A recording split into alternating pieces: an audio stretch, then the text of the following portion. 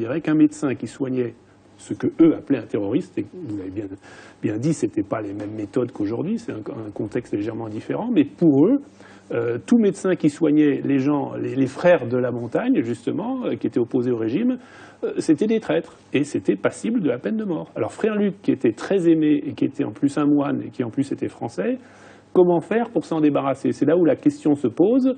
Est-ce qu'il ne s'agit pas d'un faux enlèvement? Les moines avaient refusé, le wali de Médéa, donc le préfet de la région, leur avait demandé de quitter le monastère, leur avait imposé des conditions éventuellement de protection de l'armée, elles ont toutes été refusées. Et donc, à un moment donné, la solution, c'était éventuellement de faire en sorte que les moines s'en aillent, peut-être un faux enlèvement qui termine bien, et puis ils sont obligés de déménager. C'était peut-être la solution idéale. Et d'une pierre deux coups. D'une pierre deux coups, dire que les islamistes sont vraiment méchants, vous avez vu ce qu'ils ont fait. Dans ce cas, trois coups. Oui, parce qu'aussi l'opinion française et catholique, oulala, attention, soutenez le régime, même si c'est pas très démocratique tout ça. Et puis, comme vous l'avez très bien dit aussi, enlever des témoins gênants, parce que